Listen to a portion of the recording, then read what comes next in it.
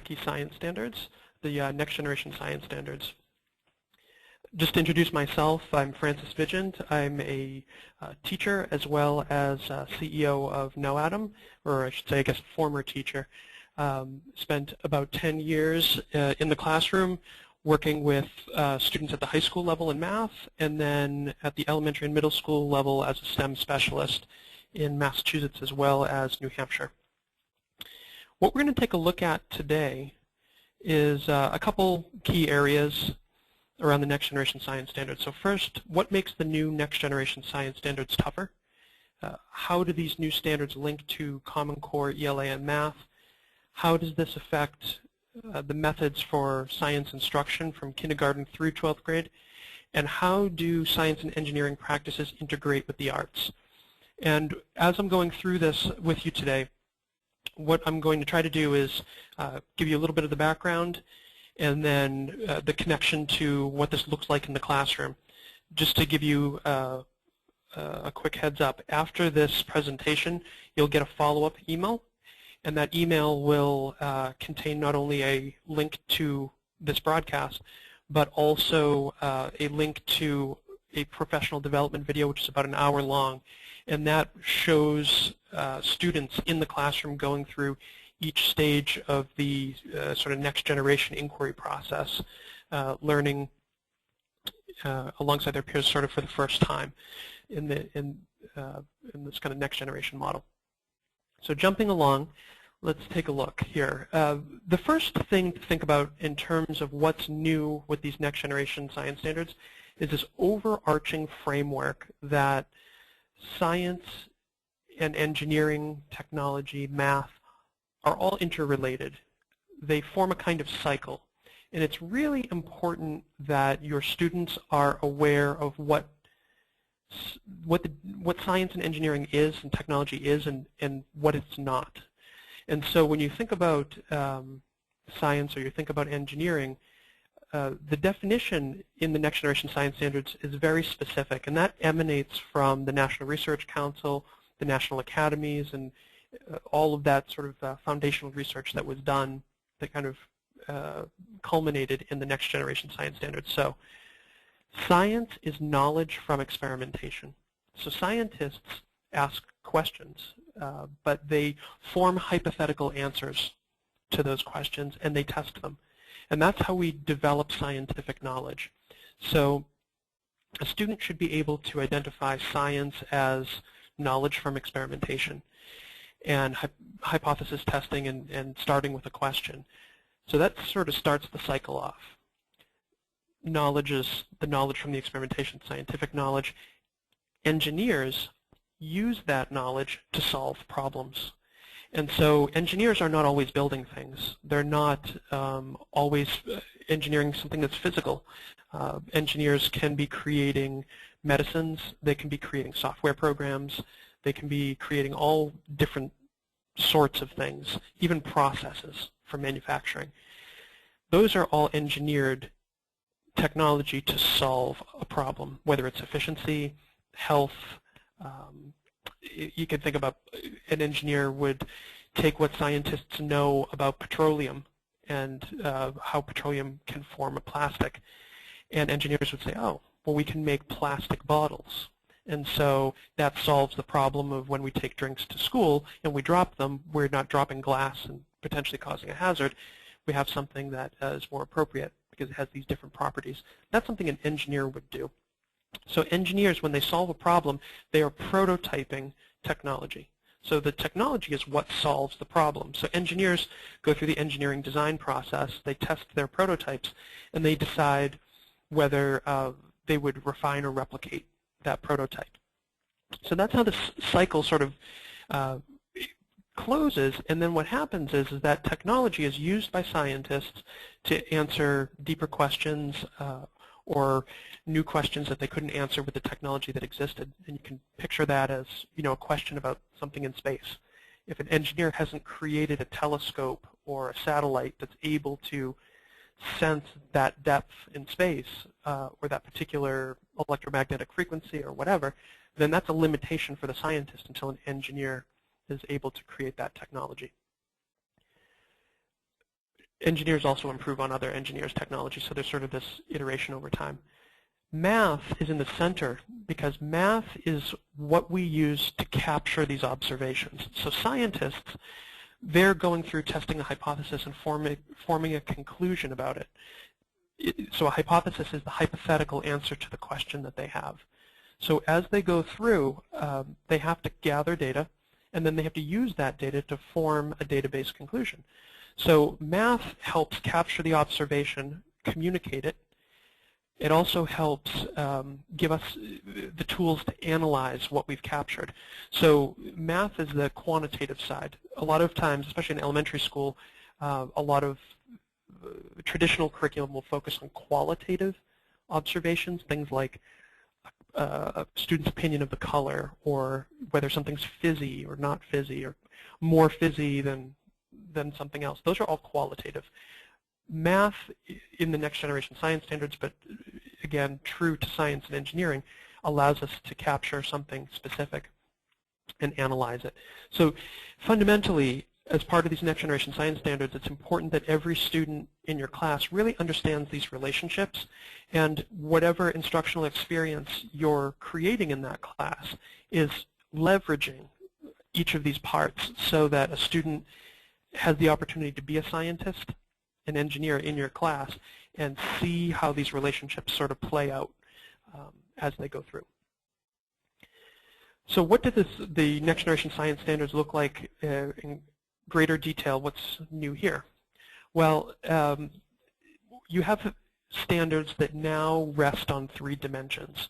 So a standard under the next generation science standards are really performance expectations. And you can see here this is a grade 5 life science standard, and it's very clear. As a result of instructions, students need to be able to demonstrate understanding. And so they can develop a model to describe the movement of matter among plants, animals, decomposers, and the environment. So as you're instructing students in the classroom, it's important to create an environment where students get the opportunity to develop the model, not simply use it.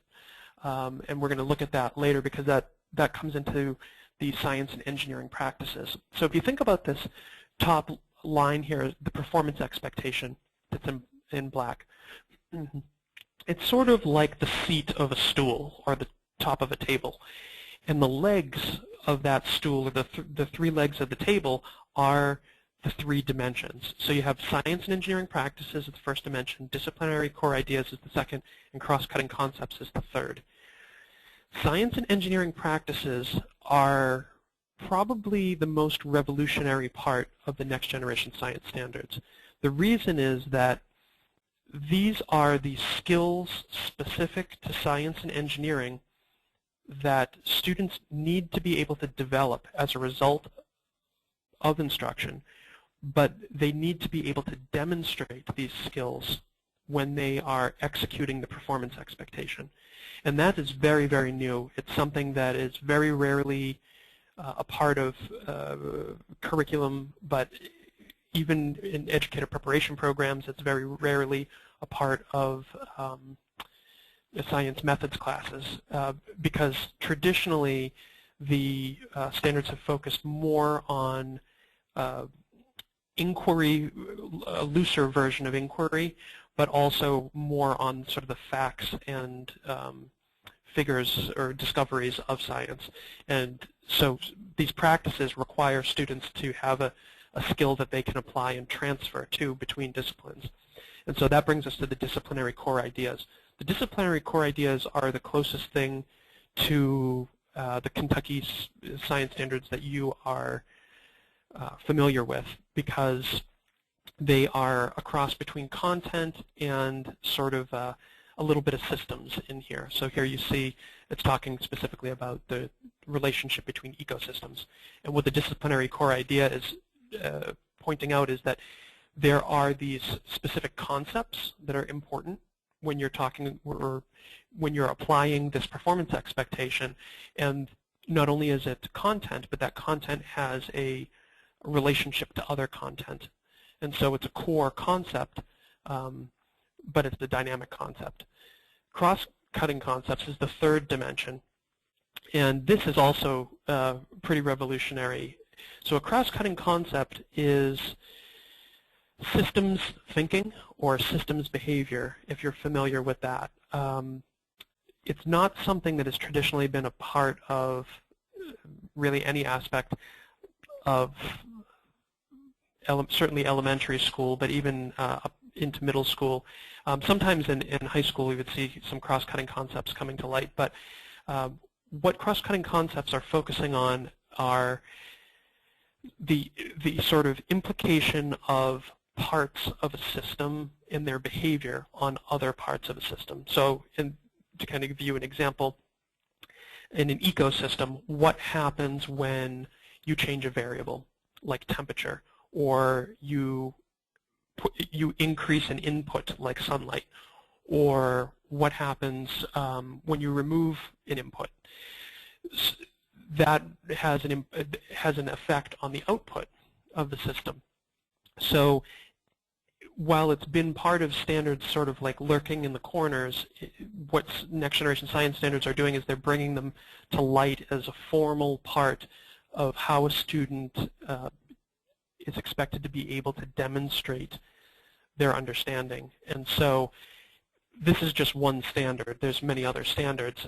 We'll take a look at these, specifically the practices at a higher level, but it's important to kind of view your classroom as an environment where students are performing the expectation, and so they are applying the content. They're acting as scientists and engineers, so they're practicing the practices, and they're developing process skills, and they're getting to experience firsthand the system behavior of what they're learning. So you have to kind of, in some cases, reimagine the way a classroom is even structured in terms of release of responsibility, student responsibility for learning, all of that. So let's take a quick look here at those STEM practices. So at a high level, there are 8 STEM practices, and these are true for all grade levels. They're consistent. They are considered the skills specific to the disciplines, and so they are applied in kindergarten, first grade, all the way through 12th grade. It's just a matter of the context that's changing and the depth. What's really important when you read these 8 practices, you need to read them thinking from the student's perspective. So a student needs to be able to ask questions in science. They need to be able to define problems when it comes to engineering.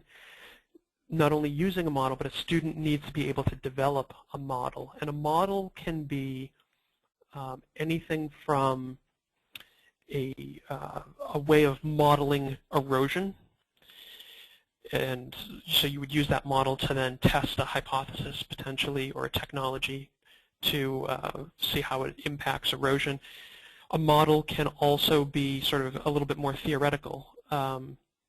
It can be something more related to computer science, sort of a program is considered a model. So there's many different sort of forms of modeling, but the student needs to be able to develop that. And you might think of a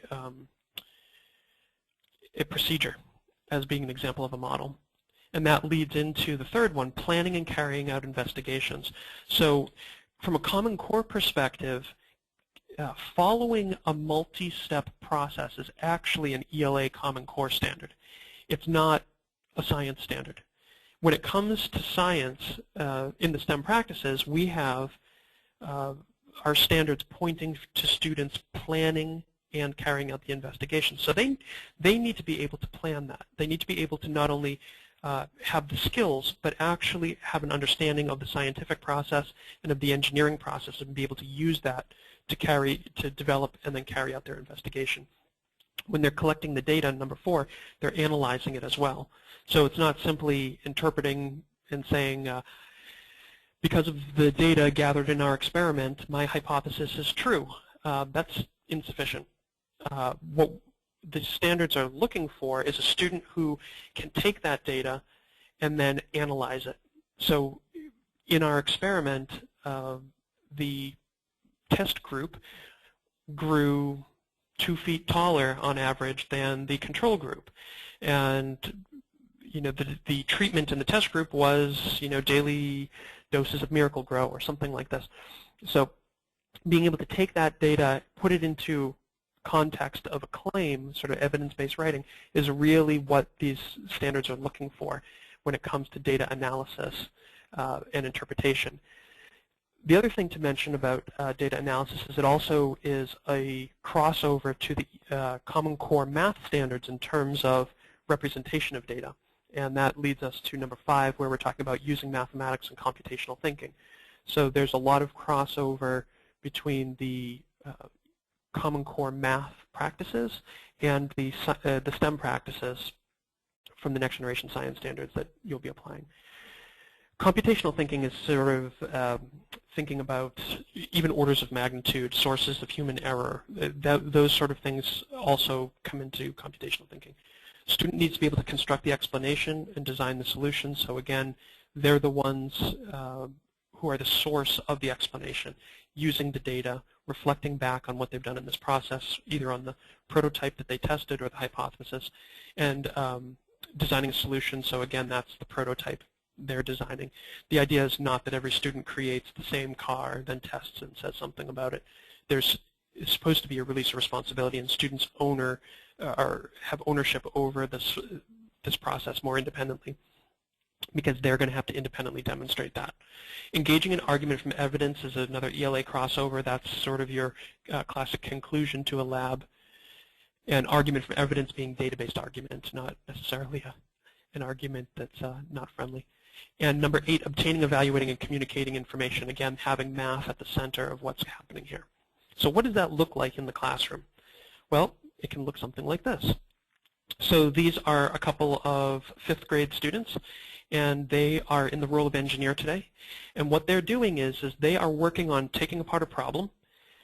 They are pulling facts from their Socratic dialogue in class, the nonfiction reading they've done, and they're looking at the resources that they have available, and they're surveying those. They're considering their properties, they're considering their quantities, and they're considering the problem. And together, these two students are thinking about how they might be able to design a solution to their problem using these materials. So they're going to brainstorm a few ideas, because they're going through the engineering design process now. And as a result of their brainstorming, they're going to pick something that they are going to prototype. So they're going to go on to diagram it. They're going to test it, and that's very important that it's tested. They're going to take whatever that prototype is once they've diagrammed it and built it, and they're going to apply real forces to it. And they're going to collect real data, and it's going to be data from their test, from their prototype, which then they analyze and form a conclusion about what they've created. So that's what this classroom environment looks like. And so there's a big release of responsibility to students on a regular basis. It's not, this isn't something that's happening once a quarter. This is something that's happening in some form every week. And so in this case, they're engineers. In other cases, they'll be scientists. So they will be looking at a question, pulling research from their nonfiction reading, from Socratic dialogue. They'll be looking at the materials available, and they'll be forming a hypothesis, creating a procedure, and testing that hypothesis with the materials that they've gathered. So that ultimately ends up in a conclusion of its own, but that's what students are experiencing in terms of how they themselves are going to go through that STEM cycle as scientists and engineers, practicing the practices, learning the content in context. So that's very important. The content is not in isolation with these new standards. And that brings us to that idea of integration. So science in and of itself with the new Next Generation Science Standards sort of envelops parts of ELA and parts of math, because students have those disciplinary core ideas. So they need to get background knowledge. Where does that come from? It doesn't come out of thin air, so there has to be some nonfiction reading that's part of that. The other thing, though, is that they are actually creating text every time they're doing a lab. So if you're using labs as part of your implementation of Next Generation Science Standards, students are doing ELA in the sense of reading text, but they're also doing ELA in the sense of creating a text in their lab.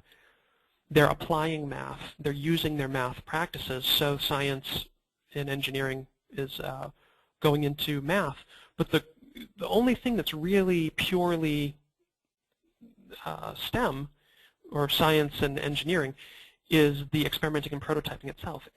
Everything else that occurs within science time is actually something that is reaching into ELA or reaching into math, which is why when you look at the new standards, there are ELA and math Common Core connections or documentation there that is trying to point you in a direction where you can make those links. The important thing to think about in terms of why science has moved in this direction, and again, you have to think about students, potentially from communities where there are no science or engineering industry, or students who just have no particular interest in science or engineering. Why should they learn about science, technology, engineering, and math, and have these standards sort of put upon them? And the answer really is higher order thinking.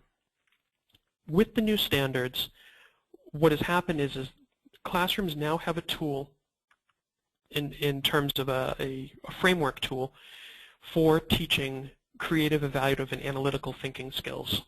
And that's, from KnowAtom, from our perspective, that's really the reason to teach all students science, technology, engineering, and math. It's because it prepares them for any career. And so while 4% of students will go on to get a degree in science or engineering, 100% of students will go on to a career of some type. And in that career, having creative, evaluative, and analytical thinking skills will make them more trainable, will make them more successful, will open more opportunities for them, and will ultimately equip them to be better citizens. So those skills, again, are at the heart of not only science, but ELA, math, history, and everything else we do. If you think about it from a Bloom's taxonomy standpoint, when you think back to the picture of those two students in the classroom and what they're going through as they're following the engineering design process, Bloom's taxonomy traditionally goes lowest order to highest order thinking, where you have remembering at the bottom, understanding is just above that, applying is just above that. And a lot of people will think, wow, if I can get students to apply something, that's really the highest level, isn't it? But it's not, because application is very pneumatic. You can look up, facts in a table and plug something into a blank, and okay, that's an application. But can you really think about it? Can you really analyze? Can you really evaluate? Can you really create? And that's really what these new standards are asking students to do, and that's what we have an opportunity to develop by putting students in the role, the way you saw those students in the classroom, creating not only a list of potential prototypes, but diagramming one, building it, testing it, gathering the data, evaluating the data, analyzing the data, forming the conclusions, and then potentially iterating. So those happen simultaneously, and in the classroom the environment should create the opportunity for those skills to happen simultaneously. Just looking through the Common Core ELA technical standards, evidence to support analysis is an ELA standard from Common Core. Knowledge, creating text or summarizing text where the conclusions are distinct from prior knowledge. So that's what's happening in the lab when students are doing it firsthand. They're following, precisely a multi-step procedure, but it's one that they've created. They are expressing something visually in a scientific diagram, or a diagram of a prototype, or also in the however they choose to render, or how you're prompting them to render their data, whether it's in a graph or a flow chart would be at a much higher level than elementary or middle school, but even simple tables,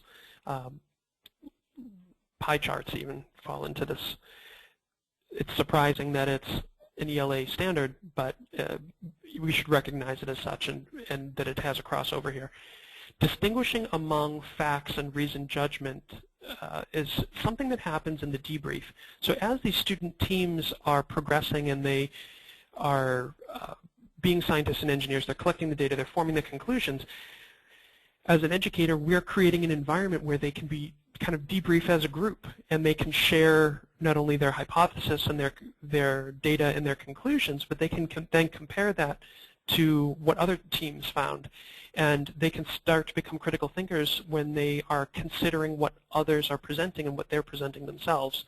Again, because oftentimes students will present an opinion as fact.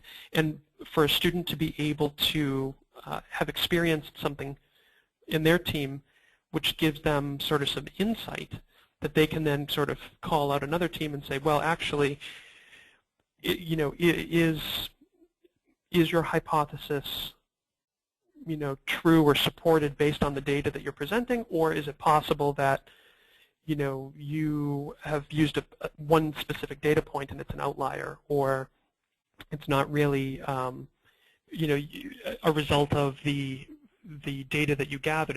It's a result of the difference of your process and the way that you actually went about carrying out your experiment or designing your experiment. So those are all ELA pieces that come to life in science now, potentially, if you give them the opportunity to.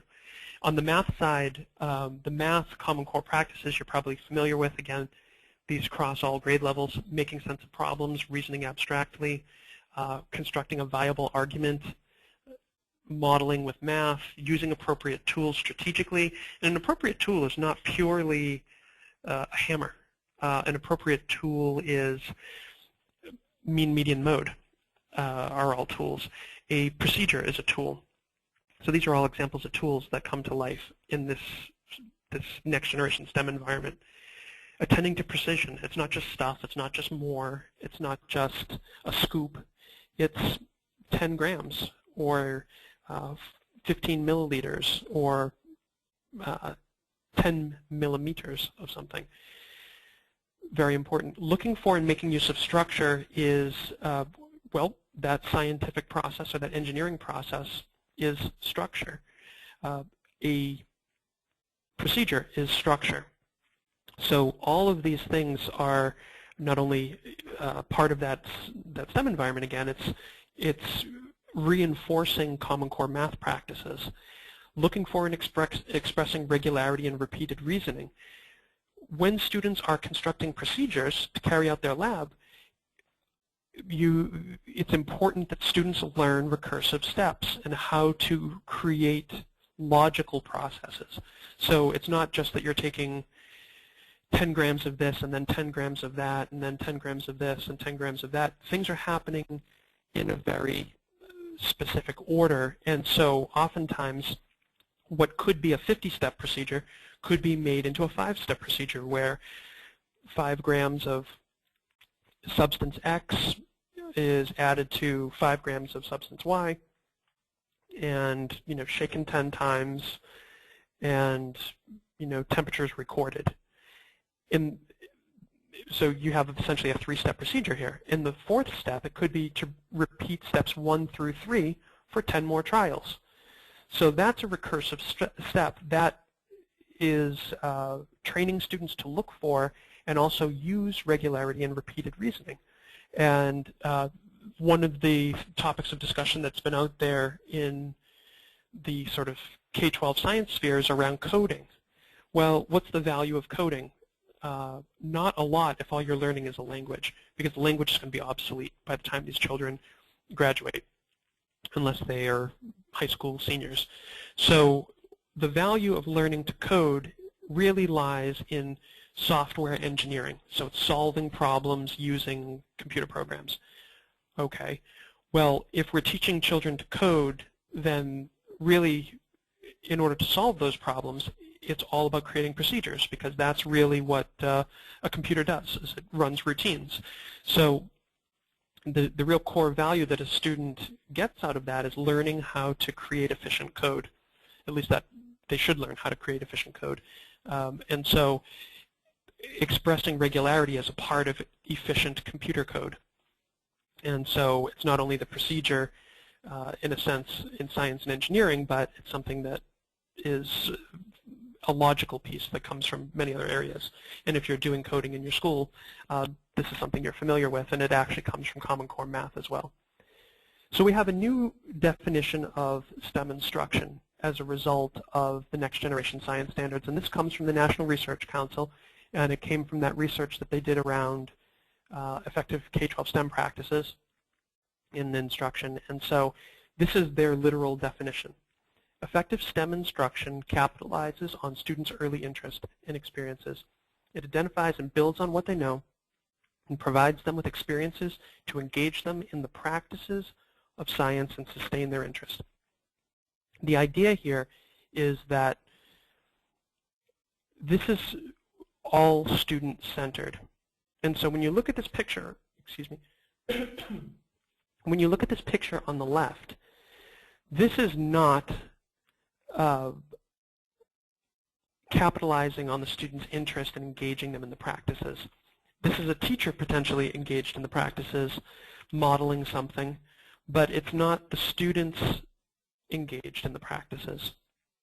And if a student has something modeled for them in this way, then they aren't developing the model, they aren't planning the investigation, they're simply mirroring or parroting. And these new STEM the new Next Generation Science Standards have a definition of effective STEM instruction which departs from what you see on the left, which is the more traditional model of instruction, and is pushing it towards a more student-centered model of instruction, which is that kind of image we saw earlier. And you can imagine that when students are in the role of scientist and engineer, they are more engaged because they're taking what they know, they are trying to pull that together. If they're working in a small team like this, a team of two, they are pulling on each other's experiences, their interests, what they know, and then it's an experience that really forces them to have to engage in the practices because they, without a hypothesis, they don't have anything to experiment with. And without an experiment, they have nothing to collect data. And without data, they have nothing to form a conclusion. And so being in that role brings those practices to life and engages them. And it sustains their interest over time because using that model of science labs and engineering labs that are student-centered and really student-directed, or I should say directed in terms of when you've released responsibility, it's directed by that team. They can go from one context to the next. So think about the context being the content area, so life science. The same practices that are used in life science are used in physical science. They're used in earth science. They're used in every area of science and within these disciplinary core ideas. So the practices are the transferable skill, and that's what is most valuable as a result of instruction now. And what the next generation of assessments will be looking for as well is students who are able to demonstrate transferable skills and transferable in different contexts. So that brings us to really the student readiness levels. So I think under the Next Generation Science Standards, it's easier than ever to understand the context of the available science resources and curriculum, and to look at it from the perspective of value for student learning and sort of judge its quality there. So awareness-ready resources are things that are almost like a field trip or a museum resource or a company resource that is designed to create awareness that science and engineering exists, or that a specific discipline exists, or around a specific application of a concept. And you can think about that as a student, as a result of engaging with an awareness-ready resource, can raise their hand and say something like, I know what an engineer is, or I know what a scientist is. But when it comes to really knowing what they do in depth, or having skills to engage as scientists and engineers, awareness-ready resources don't get students to that place. At the knowledge-ready level, so kind of going down or up, I guess I would say, you go from awareness to knowledge. Knowledge readiness is something that we think about when we think about textbooks. So textbooks are really geared towards knowledge readiness. Textbooks are a great tool for explaining what scientists have discovered, what engineers have created, and to almost infinite depth, depending on what textbooks you're using, you could get knowledge about science and engineering. But knowledge and awareness, again, don't give us any skills. And when we think about these next generation science standards, it's about a student being able to perform the expectation and to have mastered the skills, those practice skills. So when we go from knowledge readiness to performance readiness, we're thinking about oftentimes resources like kits. Hands-on activities are really good for developing performance readiness, but oftentimes, and so you think about kits maybe in this context, primarily kits, if you're used to STC kits or FOSS kits or GEMS kits, or there's a million different kits out there, lab aids. These kits are aimed at students learning how to carry out a specific task in a specific context.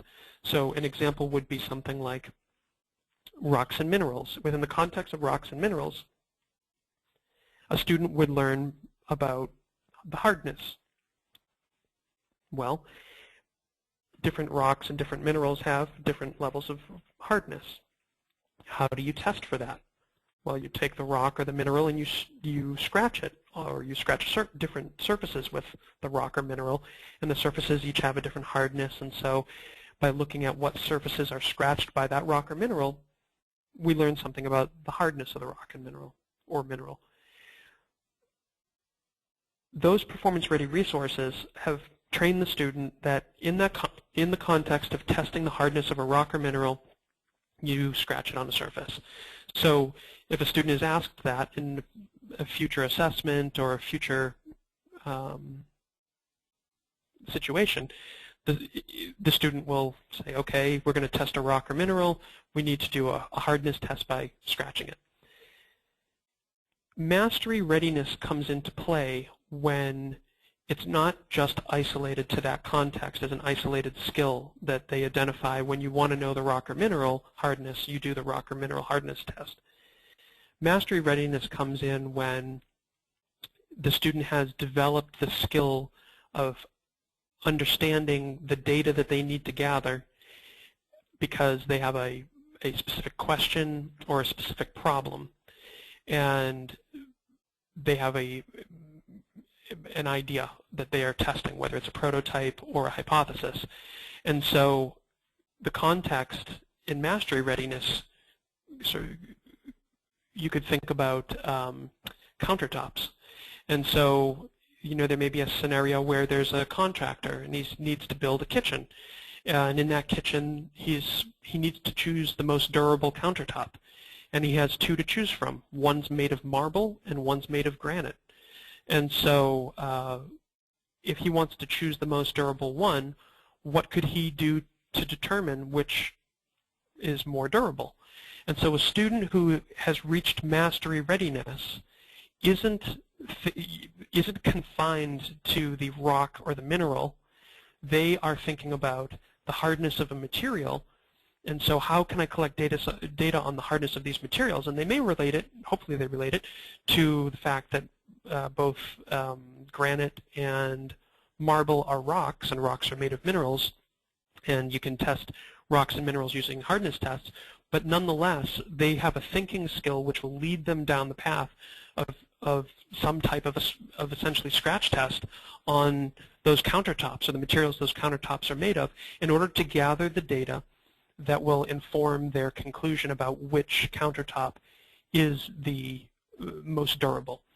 And then you could imagine that students who are mastery ready, if they were carrying out this test or asked this question in this unfamiliar context, could actually have a kind of collegial debate about it, because some students may say, well, there are different types of durability.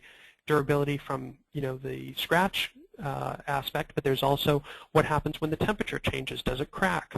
Or if you drop something on it, does it fracture or cleave? So there are different sort of dimensions to that, and that's something you only get at a mastery ready level when you have an environment where students are put in the role of scientist and engineer, and they're able to develop these thinking skills and really have them as thinking skills that they apply in any context. So the diversity of context is really important. So here at KnowAtom, what we do is we think about those contexts, and we actually have developed resources that align to the next generation science standards that are grade level specific. And whether you're using our resources or anybody else's resources, the core of curriculum really is beyond mapping. Mapping is sort of like 5% of the actual value of the curriculum. It's the foundation, so you have to get it right, and it's important. But the next piece is going beyond that. So it's not just mapping to the standards, but it is articulating the content in an order that makes sense, that creates a user experience for the students where one concept is building on the next. And that's a really nice thing about the next generation science standards, that depending what grade level you're looking at the elementary grade levels, you have grade level specific standards. At the middle school level, you have more of a grade span, and so on. But the content, even within the year, needs to be articulated so the concepts build, and you're painting the big picture of what science and engineering is, and you're giving students the big picture of how that cycle operates. So, so what we've done is we have grade level specific curriculum that does all that, and it really ties the standard right to the lesson plan. And so lesson plans and lessons need to be thought of as a collection of concepts that are brought to life in a context. And so the lesson plan is really about bringing specific concepts to life in a specific context, and that's what you see here in the bottom left. There's students experimenting, learning about specific concepts in a specific context, and it's building on prior units and prior lessons. And then you have to think about the curriculum as being created from the perspective of nurturing the student's interest, but also their understanding. So it's nurturing, we say vertically, from kindergarten or pre-K all the way through grade 12, but it's also nurturing from September through June. So what happens is as the students are going from one grade level to the next, curriculum, and in our case we've done this, but curriculum needs to be created so that there's common language.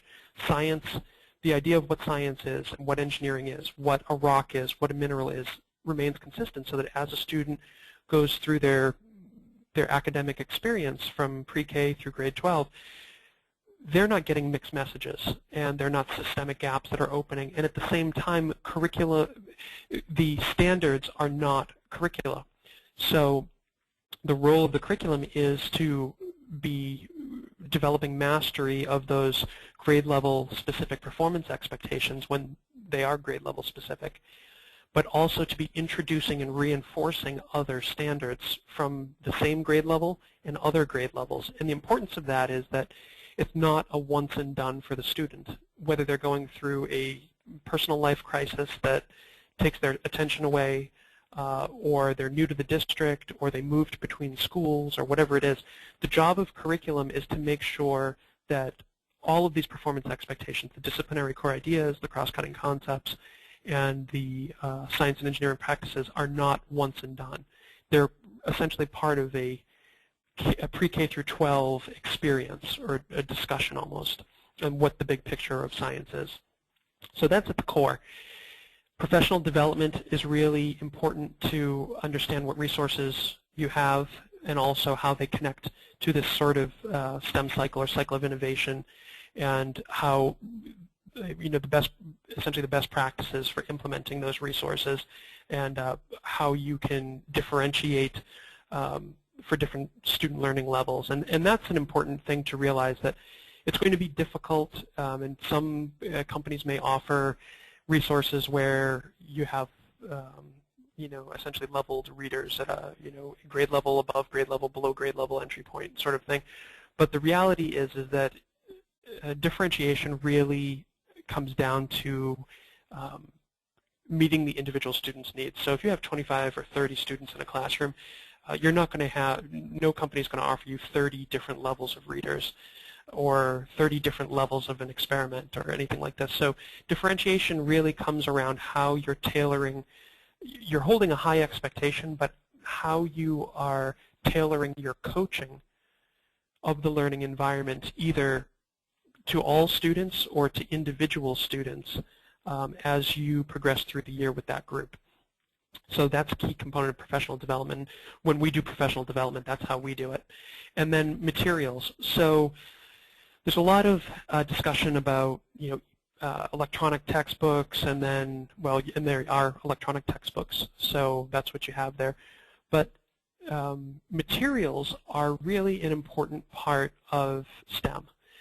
For a student, especially the younger a student is, the more important it is that they are able to engage with the phenomena hands-on, because the best applets in the world, the most interactive textbooks in the world, the most adaptive tests, cannot take something and recreate it perfectly.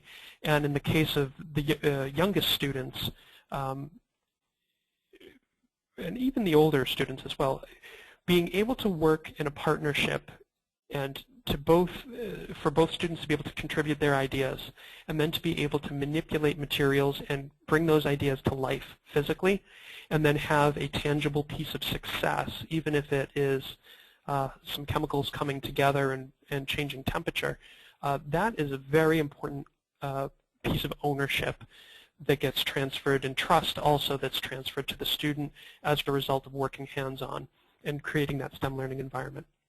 So what you see there is a picture of, actually in our case, that's probably materials for a couple of classrooms for a year, because the way we approach curriculum is to slice and create themes on a monthly basis. And so all these themes link together, all the concepts link together, all the lessons link together, and so the materials come to the classroom kitted for one-to-one for a specific unit for so many students, and then people can roll with it.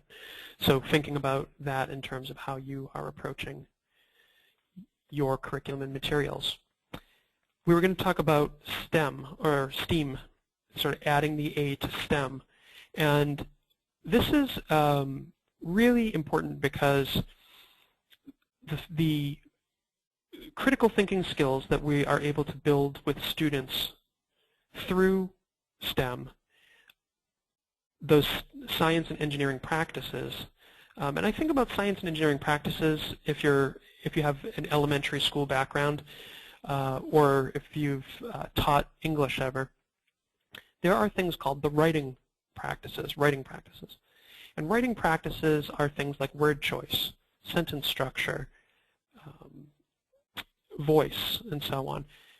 Writing practices are present at all different stages of the writing process. And the writing process is things like starting with brainstorming, drafting, editing, revising, publishing.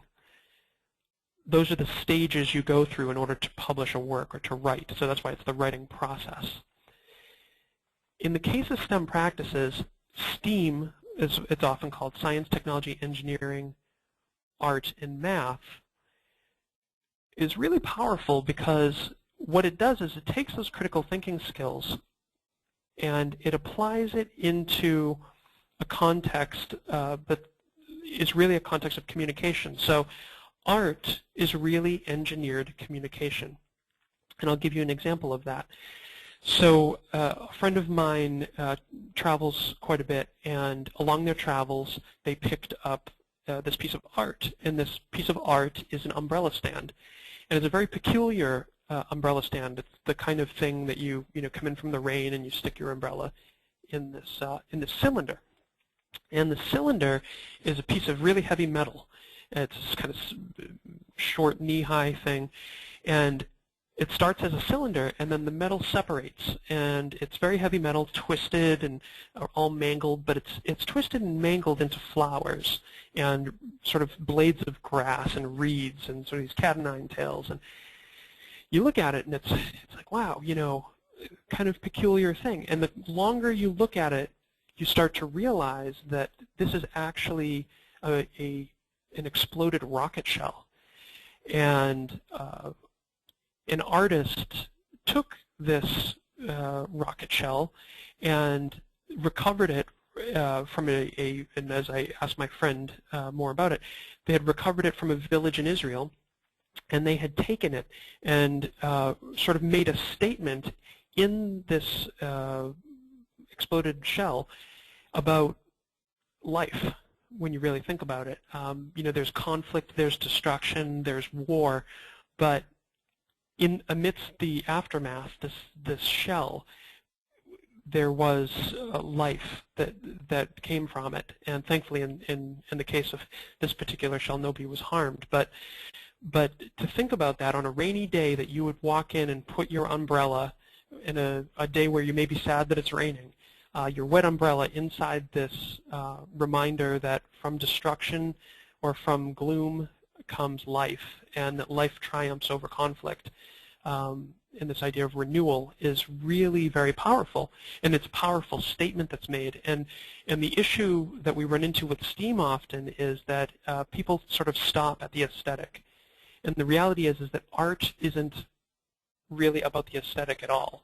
It's about communicating, and it's communicating within a medium, whether that's twisted metal, or whether it's paint, or whether it's paper, or rock, or who knows. It can even be language. That's why we call it English language arts, because we're communicating. The picture that this painting that I have on the screen for you is one of Pablo Picasso's most famous paintings, Guernica. And it was a statement that he made about destruction in Guernica, and he made this while he was in exile in France. And when you take a look at it, it's not particularly aesthetically pleasing. It's not particularly colorful. But it makes a very clear statement. And case in point, when the Gestapo confronted Pablo Picasso, when they saw this painting, they said, "Did you do this?" And Pablo Picasso said to him, "No, you did." And they were pretty upset about that. And just as evidence, that confirms that it really was Pablo Picasso's intention to make a statement with his art. And so that is why when we think about great artists, oftentimes we think about controversy, or we think about individuals who landed in jail or worse as a result of a piece of art. And how can that be? Well, art is about communication.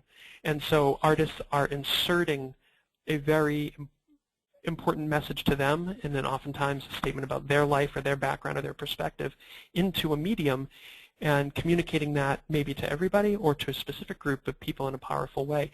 And so what Pablo Picasso was doing here with Guernica is really no different than what that artist was doing with the munition shell that was recovered from that site in Israel. So important things to think about in terms of the way we go about teaching STEM and art, and this idea of STEAM in the classroom. We can think about something as basic, and we can integrate these ideas in the classroom in a way that's as basic as thinking about the Three Little Pigs. If we were reading a story about the Three Little Pigs, why did the author choose a wolf? And why did he choose, or she choose, pigs? And why do we think of it as a big bad wolf? And what is the natural relationship between pigs and wolves? And does that tell us anything about the author's perspective, and how you know, we feel when we feel threatened by something that's big and bad? Are we ourselves, have we ever played the role of the wolf or of the pig? The book that we often read in kindergarten involving ducklings. Why ducklings? How do they relate to us as kids?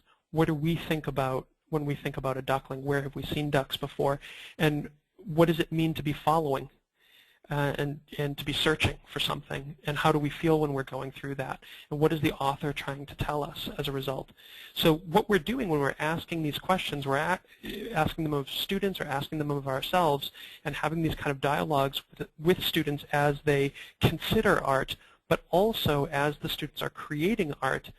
What we're doing is we're using our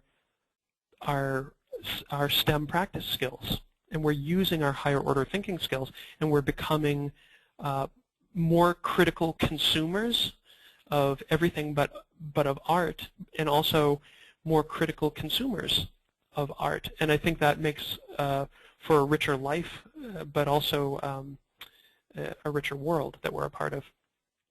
So anyhow, just in wrapping up here, because we only have another minute or two, I'd like to just show you a little bit of data that we've had with KnowAtom's curriculum by putting students into the role of scientist and engineer, having the curriculum, the materials, the professional development coming together, making that that learning context a reality. And this is what it looks like. So in this case, this is the Lincoln Thompson Elementary School, and they serve a very needy population. This is a school in Massachusetts it's an urban school. I believe the district is 60% English language learners, upwards of 80% high needs and free and reduced lunch. And this school is no different. Their demographics line up with that. The community that they're a part of, Lynn, Massachusetts, is a UN High Council on Refugees relocation point. So a lot of students enter the schools very last minute or mid-year. They are often new to education, not just new to the school. So when we engaged with the Lincoln Thompson, you can see they were about 36% advanced and proficient in their standardized test scores, which in Massachusetts is the MCAS, Massachusetts Common Assessment Program. And within it was about 2.5 years, they had reached 87% advanced and proficient. And it was purely, and teachers had changed, there was turnover, that's why you see that little dip in 2011. But the students maintained, through this tight language and through learning the practices and the processes, were able to increase and maintain their scores, and it really has benefited them quite a bit, and a 51-point gain.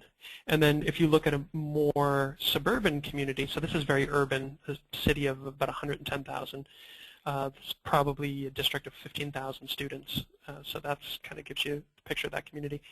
This other community is a smaller community, probably, I would say maybe 20,000, and the school district's maybe 5,000 students.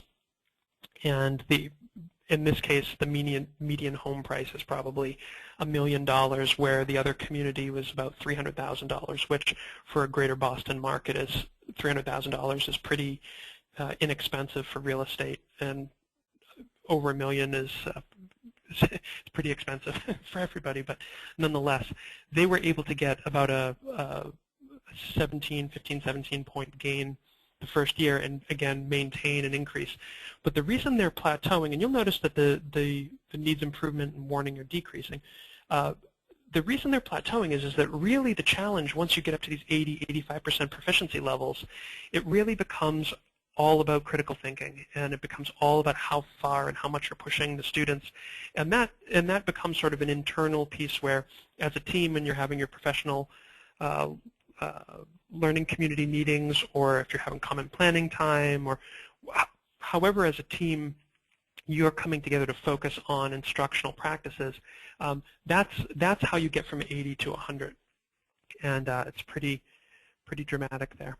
So I will take any questions if you have them, and I will leave you at the same time with Mary Ellen's contact information here.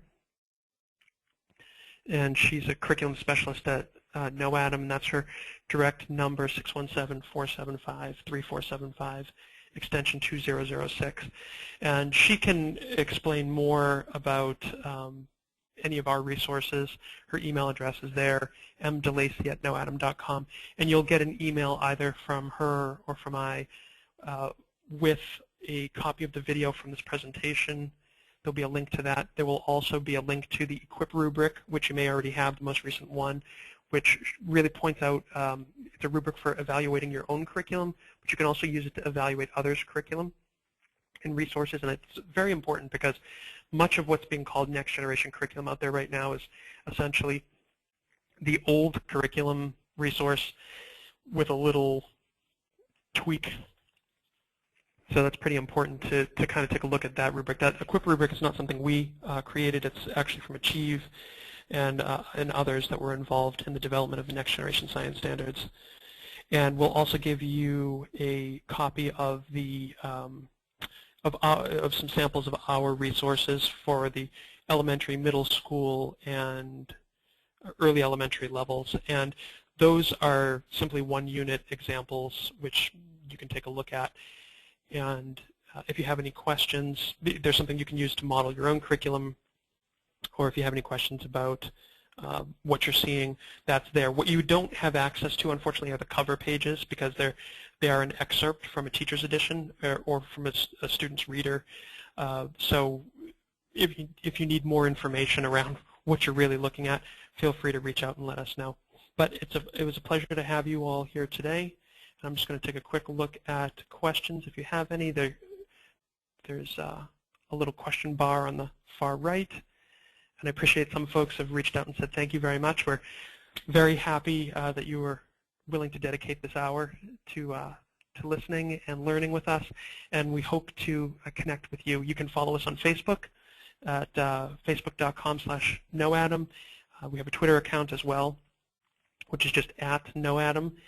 And we have a website, KnowAtom.com, as well, which has some other neat little resources here and there. Thank you again, and enjoy your day. Take care. Bye-bye.